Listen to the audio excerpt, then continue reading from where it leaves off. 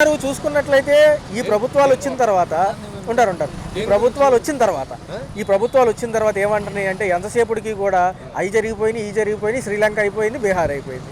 మరి కూటమి ప్రభుత్వాలు 6 పథకాలు ఉన్నాయిగా. ఓకే, ఇంకేంటి మరి గతంలో నేను ఉంటే కొన్నైనా చేసేవాడిని, ఈ పాటికి 6 నెలలు అవుతుంది కదా. అమ్మకు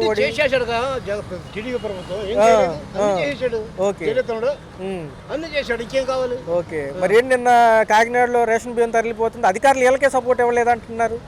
వీళ్ళ ప్రభుత్వంలో పవన్ కళ్యాణ్ గారు బోటును పట్టుకోవడానికి వెళ్ళారు. నాదెండ్ల మనోహర్ గారు, పవన్ కళ్యాణ్ గారు కాకినాడ పోర్టులో రేషన్ బియ్యం బోటును పట్టుకోవడానికి వెళ్ళారు. పెద్ద బోట్లో లోడ్ అవుతుంటే పైకి ఎక్కడానికి కూడా లేదు అని చెప్పి అధికారులు సపోర్ట్ చేయట్లేదు అంటే. వాళ్ళకి సంబంధం ఉంటుంది, అది కేంద్ర ప్రభుత్వం కదా, అది కేంద్రం, ఇది స్టేట్. పర్మిషన్ వెళ్ళాలి, పర్మిషన్ తీసుకురాలి. ముఖ్యమంత్రి ఎక్కడ దూరుకుంటారు? State government, central government authority, అది వాళ్ళ పర్మిషన్ వెళ్ళిపోతుంది కదా. మీదే వాళ్ళకి ఎవడైనా ఒకటే. ఈ సోలార్ పవర్ కొనుగోలు దాంట్లో లంచం తీసుకున్నారు అదానీ గారు, కేసు అమెరికాలో బుక్ అయింది అంటున్నారు. అదే చిన్న క్లారిటీ అక్కడ చిన్న ఉదాహరణ చెప్పారు ఏంటంటే, ఒక లీటర్ పెయింట్ అప్పుడు తీసుకున్నాం అంటే 190 రూపాయలు, దాన్ని ఇంకోటి ఈయనకి 200కి ఇచ్చాడు, ఈయనకి 210కి ఇచ్చాడు. లంచం ఆయనకి ఇవ్వాలా, ఆయనకి ఇవ్వాలా, నాకు ఇవ్వాలా? ఎవరికి ఇవ్వాలి? తక్కువ ఆయనకి 200కి ఇచ్చాడు, ఈయన 210కి ఇచ్చాడు. వీళ్ళిద్దరికి ఇవ్వాలి లంచం, నాకు ఇవ్వాలా? అంతేలే, ఎవరికి ఇవ్వాలి? నాకే ఇస్తాను. నేను కొన్నాను 190కి, వాళ్ళు 200. అయితే ఎక్కువ ఇచ్చిన వాళ్ళకి ఇవ్వాలి. ఆయన పేరు ఎందుకు చెప్పట్లా? ఈయన పేరు ఎందుకు చెప్పట్లా? నా పేరు ఎలా వచ్చింది బయటికి? ముందు ఆయన అరెస్ట్ చేయండి, ఆ తర్వాత ఆయన అరెస్ట్ చేయండి. ఇంటింటికి ఈ హౌస్ హోల్డ్ సర్వేలు చేస్తున్నారు, వాలంటీర్లకు సంబంధించిన లేరు కాబట్టి ఈ సచివాలయం స్టాఫ్ ఏంది ఎందుకు జరుగుతుంది? ఇప్పుడు కొత్త పథకాలు ఇస్తారా, ఉన్నాయి పీకేస్తారా? తీసేస్తే కొత్త పథకాలు ఆయన ఇంకొక విషయం, అన్ని ఇచ్చేసినట్టే కదా. ఇవ్వండి ఏది?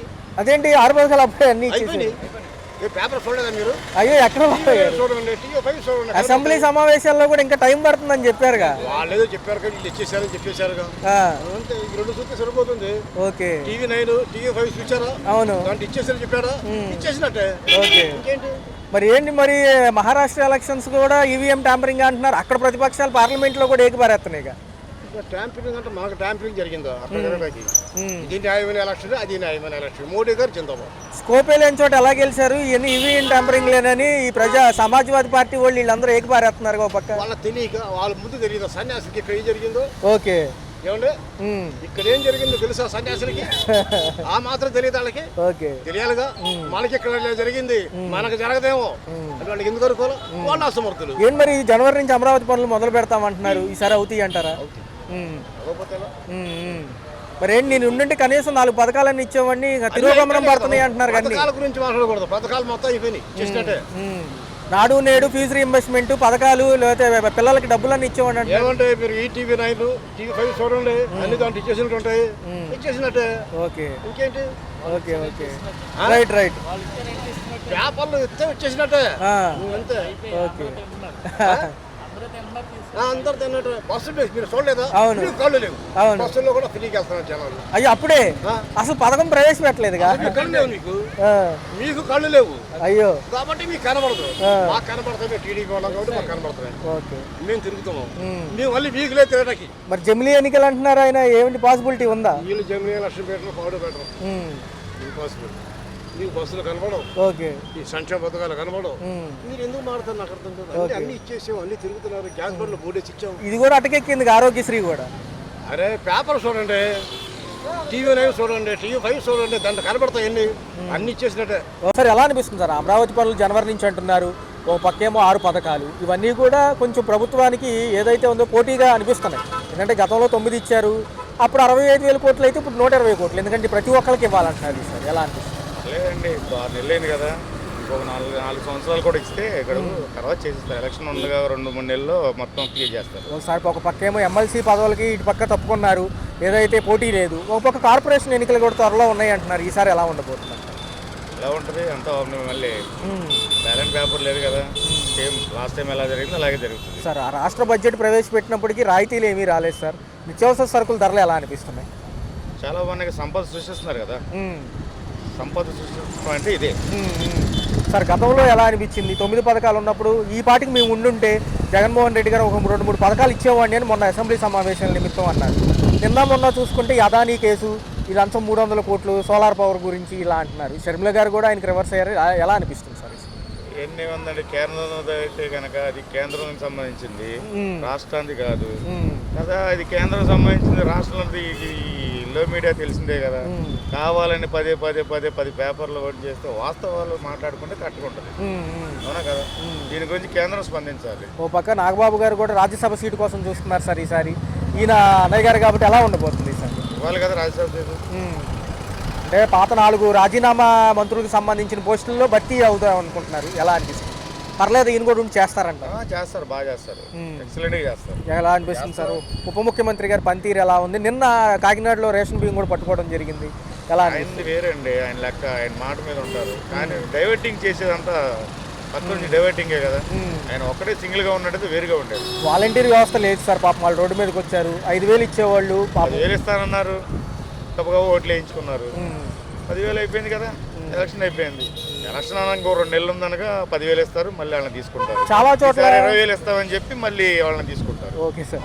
ఈవీఎం ట్యాంపరింగ్ల గురించి ఏమంటారు సార్? మహారాష్ట్ర ఎన్నికల్లో పార్లమెంట్ సమావేశాలు అదే అంశం ఎక్కువ చర్చిస్తున్నారు. మోడీ గారికి అక్కడ స్కోప్ లేకపోయినా గెలిచారు మీరు అని సమాజ్వాదీ పార్టీ కానీ ప్రతిపక్షాలు కానీ అంటున్నాయి. ఈవీఎం ట్యాపింగ్ అనేది సుప్రీంకోర్టు చూసుకోవాలా, ఇది ఎలా జరిగింది ఏంటి అనేది వాస్తవంగా ఎవరికి తెలుసు, అవునా కదా. వాస్తవాలు ఎప్పుడు బయటికి రావు. సమాజం 4 మాటలు మాట్లాడుకున్న దాన్ని హైలైట్ చేస్తూ ఉంటారు. దాని గురించి మనం మాట్లాడుకోవడం కూడా అనవసరం. ఎందుకంటే ఆఫ్ నాలెడ్జ్ కావాలి టైం మేము, అవునా. జనాలు ఏదని చెప్తే కుయ్యి అంటే అదే అంటారు. ఏం జరుగుతుందో ఏందో ఎవరో తెలుసు. వాస్తవాలు బయటికి రావాలి, అది జగవెరిగిన సత్యం, అది బయటికి రాదు. విశాఖపట్నంని ఇండస్ట్రియల్ కారిడార్ గాను, రెండోది ఐటీ సెక్టర్కి బేస్గా చేస్తామంటున్నారు సార్. ఈ యొక్క మొన్న ఈ సంబంధించిన అసెంబ్లీ సమావేశాల్లో డెవలప్మెంట్ వైపు కూటమి వాళ్ళు. అవును, మరి విశాఖ ఉక్కు కూడా నెంబర్ 1 చేశారు కదా. విశాఖ ఉక్కు ప్రైవేటీకరణ లేకుండా చేశారు. ఇప్పుడు దాని సమస్య లేదు, అర్థమైందా. ఇది అంటే సార్ మరి ఎలా సార్? 20 లక్షల ఉద్యోగ కల్పన పాసిబిలిటీ ఉందంటారా? 4 ఏళ్లలో పరిమితి పెట్టుకుని నిరుద్యోగులకు ఇస్తామంటున్నారు. ప్రైవేటు మరియు ఈ యొక్క ప్రభుత్వ రంగం సమన్వయంతో జరుగుతుందండి. అప్పుడు పోర్టులు ఉన్నాయి, పోర్టులు మొత్తం ఏమో గవర్నమెంట్ తీసుకుంది. గవర్నమెంట్ తీసుకుని దానికి కావాల్సిన సర్వేలు కానీ అన్ని A to Z బయట పెట్టాల్సిన తీసుకుంటే వాడు పెట్టాల్సిన డబ్బులు కూడా గవర్నమెంట్ పెట్టి గ్రీన్ కార్పెట్ వేసేసింది మొత్తం చక్కగా. ఆ లాస్ట్ మూమెంట్కి వచ్చినాక ప్రైవేటీకరణ చేశారు. నీకు నాకు ఇచ్చారు శుభ్రంగా. నేను రూపాయి ఖర్చు పెట్టి కూడా మొత్తం అనిపిస్తున్నాను కదా ప్రైవేట్కి. ఉంది దానివల్ల ఆదాయం కూడా ఏమి ఉండదు. పీపీపీ విధానంలోనే గ్రామ రోడ్లకు కూడా టోల్ గేట్లు అంటున్నారు సార్. జాతీయ రహదారులకు అనుసంధానం అయ్యే గ్రామ రోడ్లు. సంపద సృష్టించడం అంటే ఎలాగండి? సంపద అంటే మరి రావాలి కదా. గవర్నమెంట్ దగ్గర డబ్బులు ఎక్కడ ఉన్నాయి, మనం ఆలోచించాలి. అర్థమైందా? ఫైనల్ క్వశ్చన్ సార్, ఉచితాలు ఎంతవరకు ఇవ్వచ్చు అంట? ఉచితాలు అన్నీ ఇవ్వాలండి, మొత్తం ఉచితాలు. ఎలక్షన్ మూమెంట్లో మొత్తం ఉచితమే. ఆఖరి బట్టలు లోపల ఉన్న డ్రైవర్తో సహా అన్ని ఉచితాలే, అర్థమైందా. లాస్ట్ ఎలక్షన్ అయిన తర్వాత మళ్ళీ మామూలే, కదా మామూలు కదా. అది అంతే కదా, ఏ ఉండదు. ఎలక్షన్ టయానికి మళ్ళీ వేస్తారు. ఆఖరి సైకిళ్ళకి కూడా ట్యాక్స్ పెడితే బాగుంటుంది అనిపిస్తుంది నాకు. మనుషులు నడుచుకున్నప్పుడు కూడా టోల్ గేట్లు పెట్టి మీరు నడుచుకుంటూ వెళ్తున్నారు కాబట్టి ఒక 2 రూపాయలు ఇవ్వండి అని పెడితే యాక్సిడెంట్. ఏం అసలు చూసుకుంటే నిన్న ఆయన పరువు నష్టం దావా కూడా వేస్తానంటున్నాడు. రేపు 100 కోట్లు దిగుతున్నాడు. ఈ కరెంట్ ఛార్జీల గురించి ఇప్పుడు లేవనైతే ఈ అంశం ఏదైతే ఉందో అసలు ఆదానీలో ఈ కేసే లేదు. 100% అది వాస్తవం. మొన్నటిదాకా డైవర్షన్ పాలిటిక్స్ పేరుతో వరదలో చూపించారు కొన్నాళ్ళు, వాలంటీర్ల వైపు తిప్పారు. ఈడేం చేయడండి, ప్రజలకంటూ ఏది చేయడు. మడ్డ గురించి పోలవరం పోయింది, మడ్డ గురించి పోయింది, అమ్మఒడి పోయింది, స్కూల్ పిల్లలు బ్యాగులు బోగులు అన్ని దింగారు. నిన్న పార్లమెంట్ సమావేశాల్లో అఖిలేష్ యాదవ్ గారు ఈ సమాజ్వాదీ పార్టీ ఆయన కూడా అంటున్నారు మహారాష్ట్రలో గెలిచిన ఎన్నిక కూడా యూనియన్ ట్యాంపరింగ్ అని అంటారు. ఈఎంఓలో మొత్తం తప్పు ఉంది. ఇవాళ పేపర్లో వేసాడు. నేను పొద్దున్నే 5ంటికే పేపర్ ఈ విషయాలన్నీ నాకు తెలుసు. వీడు పెద్ద దొంగ నా కొడుకు. నా కొడుకుని ఎవరు కొట్టాలో తెలుసా? చంద్రబాబు గారు కొట్టాల్సింది. వాడు కోటేసిన లంజాకు తీసుకొని కొట్టాలి, చెప్పు తీసుకొని కొట్టాలి. వాడు కోటేసిన వాలంటీర్లు పీకి పక్కన పెట్టారు. చెప్పేదేంటి? చంద్రబాబు అని నా కొడుకుని చెప్పు తీసుకొని ఎన్టీ రామారావు దించిన రోజే కొట్టాలి.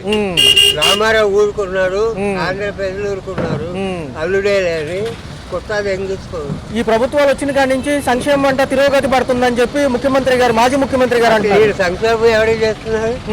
ఇప్పుడు 50,000 కోట్లు అప్పు చేశాడు. ఏం సంక్షేమం చేసి 50,000 దేనికి పెట్టాడు? జగన్ చేశాడు. 6,43,000 కోట్లు జగన్ చేస్తే 10,500, 12,500, 14,500, 18 లక్షలు అంటున్నారు. ఇంకా ఎక్కువ కూడా అన్నాడు టీడీపీ. వాళ్ళమ్మ దెంగుతున్నారు. ఇది మంచిది కాదు. ఎందుకు డైవర్షన్ పాలిటిక్స్ ఎందుకు చేస్తున్నారు? అయిపోయినాయి అండి అన్ని అంశాలు. అన్ని అంశాలు కాదు, ఏడు స్వార్థపడు దొంగనా కొడుకు. నేను మొన్న చెప్పాను, 31 రాష్ట్రాల్లో ఉన్న సీఎంలో అందరికీ దొంగ నా కొడుకులు అంటూ ఎంతమంది ఉన్నారు, అంతమందికి లీడర్షిప్ ఈ నా కొడుకు. మరి పవన్ కళ్యాణ్ గారు కూడా వెళ్ళి రాజ్యసభ సీట్ ఏం చేస్తాడండి? వాడు ఇచ్చే డబ్బులు తీసుకుంటాడు, వాడికి గది లేదు. ఢిల్లీ వెళ్తుంది నాగబాబు గారికి రాజ్యసభ సీట్ కోసం అంటగా. దేనికి వెళ్తారు? వాళ్ళమ్మ పూజ తీసుకుంటారు. ఇప్పుడు పవన్ కళ్యాణ్ గారికి డబ్బులు లేవు, వాడి డబ్బులన్నీ పిల్లలకి లంజరీ పెడతాయని సరిపోయాయి. మొన్న అడుక్కుంటేనే చిరంజీవి ఒక 5 కోట్లు ఇచ్చాడు. వాడి దగ్గర డబ్బులు ఏమన్నాయి? ఇప్పుడు వాడు చంద్రబాబు ఇవ్వాలి, వీడు దెంగించుకోవాలి. చంద్రబాబు దగ్గర డబ్బు ఉంది, చచ్చినంత డబ్బు ఉంది.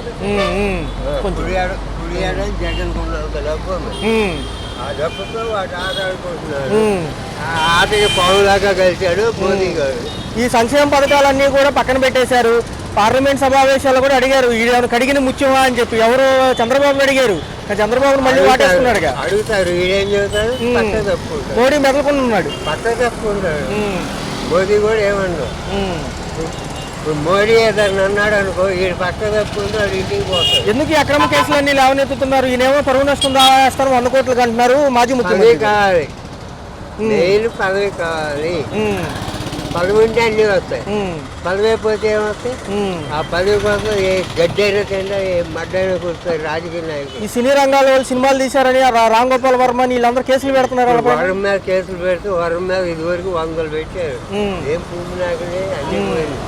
ఇవి అంతే పోతాయి. ఈ కేసులు నిలబడేవి కావాలి, ఈ ఖచ్చితంగా నిలబడాలి. ఏం చేయలేరు అంటారు. ఇవన్నీ ఇష్టంగా చేయడం. ఇవన్నీ ప్రభుత్వం వాడి ఇష్ట ప్రకారంగా వాడు నచ్చిందిగా చేస్తున్నారు. ఇలా మాజీ ఎన్నికల అధికారి ఆయన రాశాడు, ఇది మొత్తం విఎంలో సృష్టిను ఈ నా కొడుకులు గెలిచే అవకాశం 4 రాష్ట్రాల్లో లేదని వాడు కుండబద్దలు కూడా చెప్పాడు. ఇంకా ఈ నా కొడుకులతో ఎందుకు ఇవన్నీ మనం అనుకున్నా కూడా కాదు. ఓకే, ధరలు ఎలా ఉన్నాయి? నిత్యావసర వస్తువులు మండిపోతున్నాయి నాన్న, ఇష్టం వచ్చేటువంటి. అసెంబ్లీ సమావేశాలు కూడా అయినాయి కానీ ఏమి రాయితీలు ఏమి ప్రకటించలేదు. మరి ఎలా అనిపిస్తుంది సార్? బాధగా ఉంది. ఎలా అనిపిస్తుంది? బాధగానే ఉంది. పాత గవర్నమెంట్ లో అన్నీ వచ్చాయి, పాత గవర్నమెంట్ అన్నీ వచ్చాయి. ఒకటి కాదు, మొత్తం సమస్య వచ్చాయి. ఈ గవర్నమెంట్ మీ చేస్తాం ఏం చేయాలి అంటే అప్పుడేమో 9 పథకాలు, ఇప్పుడేమో 6 పథకాలు. ఈ 6 పథకాలకి బడ్జెట్లు కూడా డబుల్ ఉంటాయి అంటున్నారు. ఇవ్వగలరా ఈసారి? ఏది ఇవ్వలేదు. నిన్న జగన్మోహన్ రెడ్డి గారి పైన అనేక వ్యాఖ్యలు చేశారు. ఆయన కూడా ప్రెస్ మీట్ పెట్టారు. 2 సంవత్సరాలు కరోనాలో అందరికి చక్కగా ఇస్తే ఇవ్వలేనని అనుకుంటే మామూలుగా ఆర్థిక శాఖ మినిస్టర్ అంతా కూర్చొని చాలా చెయ్యాలి అనుకొని చేయగలిగారు వాళ్ళు. ఏం లేదు, ఊరికే మామ. నిన్న మీడియా ముఖంగా మాట్లాడారు. కరెంటు బిల్లుల గురించి, అదానీ గురించి, అక్రమ కేసులు అంటగడుతున్నారు. ఏం లేదు కదా? ఏమి లేదు. అటువంటి రోడ్ అయితే ఏంటి, ఆడి బోర్డు అంత ఆస్తులు ఉన్నాయి. ఏంటి మామూలుగా కర్ణాటకలో కావాల్సిన ఆస్తులు ఉన్నాయి. అటువంటి ఏమి లేదు. ఆరోపణలు తప్పదు. లంచం ఇచ్చారని చెప్పి అమెరికాలో కేసు బుక్ అయిందని చెప్పి అదానీ గురించి అంటున్నారు కదా. నిన్న మనం పార్లమెంట్ సమావేశాల్లో చూసిన మహారాష్ట్ర కూడా గెలిచింది కూడా ఈసారి ట్యాంపరింగ్ అంటున్నారు ఈవీఎంలో. అదే ఒక పేపర్లో చూసాము. ఆయన ఈయన అఖిలేష్ యాదవ్ గారు కూడా నిన్న ప్రశ్నించడం జరిగింది మహారాష్ట్ర ఎన్నికల ఈవీఎంల ట్యాంపరింగ్ గురించి. చేసేదేమన్నా అధికారం వాళ్ళ చేతిలో ఉంది, వాళ్ళు ఏం చేసినా మనం అలాగే అనాలి, అంతేగాని మనం ఏం చేయలేము. మరి 6 పథకాలకి డబుల్ బడ్జెట్లు అవుతాయి, 120 కోట్ల దాకా అవుతాయి అంట. మరి ఈసారి ఎలా వేస్తారు? వాళ్ళు అన్ని ఇచ్చేస్తామన్నారు ఎలక్షన్స్ ముందు. ఏమి లేనా, ఎవరేమి లేరు, చేయలేరు, అంత మాయా మోసం. మరి పవన్ కళ్యాణ్ గారు కూడా సపోర్ట్ ఇచ్చారు, ఈయనే మా మార్గదర్శి. పవన్ కళ్యాణ్ గారు అంటే నేను కూడా ఆ జాతి వాడినే కానీ ఆయన ఆ మాటలు నమ్మబాక. ఓకే, ఒక్క నిమిషం బాబాయ్ గారు, ఒక్క నిమిషం. ఈ వాలంటీర్ వ్యవస్థను అయితే పక్కన పెట్టారు, మరి ఎలా ఉండదు? వాలంటీర్లు పాపం 10th క్లాస్ చదువుకున్న వాళ్ళు, ఇంటర్మీడియట్ చదువుకున్న వాళ్ళకి ఏదో ఒక రూపాయి ఇచ్చి ఒక 5,000 ఇచ్చి శుభ్రంగా చక్కగా బ్రతకండి అన్నాడు. మరి వీళ్ళు అది కూడా లేదు దానికి. ఈ హౌస్ హోల్డ్ సర్వేలను చేస్తున్నారు ఇంటింటికి తిరిగి, సచివాలయం స్టాఫ్ దేనికంటారు? ఉన్నాయి ఓడబెట్టడానికా లేదా ఏమైనా ఇస్తారా? తెలియదు మరి, తెలియనప్పుడు ఎందుకు? మరి జమిలీ ఎన్నికలు అంటున్నారు 2027కి ఈయన మోడీ గారు. ఏమో ఇక అన్నీ వాళ్ళు ఇప్పుడు ఇగో అన్నయ్య జాంకాయలు వ్యాపారం చేసుకుంటున్నాడు. ఆ జాంకాయల విషయం ఆయన తెలుసు కానీ మనకు తెలుసా? అది రైట్ బాబు.